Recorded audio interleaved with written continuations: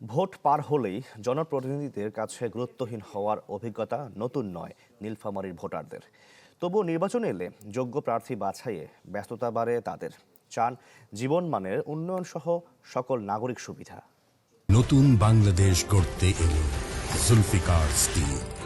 Zulfikar still, ইস্পাত দৃঢ় অঙ্গীকার। নীলফামারীর ধরণীগঞ্জ হাটে মোটরসাইকেল মেকানিক রাজকুমার বর্মন। দিনে আয় ৩৫০ টাকা। ভোট এলেই প্রার্থীদের প্রতিশ্রুতি আর বাস্তবায়নের অপেক্ষায় অভ্যস্ত তিনি। তবুও এবারের ভোটে প্রধান চাওয়া নিরাপত্তার নিশ্চয়তা। ভোট আসলে ভালো এবং যাতেজন ভোট দিতে আমরা পারি, ইচ্ছুক আগে এবং পিছনে যাতেজন নিরাপত্তার ব্যবস্থা থাকে।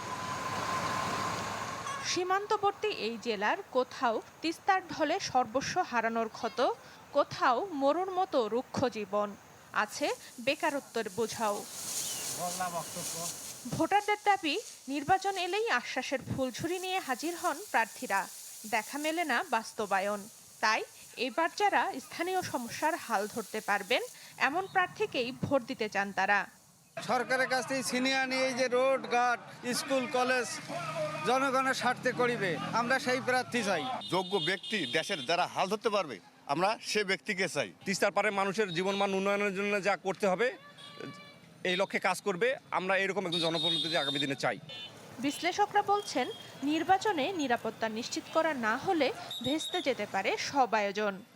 যারা ভোট দেবে আর যারা ভোট নেবে তাদের নিরাপত্তা না থাকলে সবাই নষ্ট হয়ে যাবে। নিরাপত্তা এবারের ভোটের চ্যালেঞ্জ। নীলফামারীর 4টি আসনে মোট ভোটার 15,99,316 জন।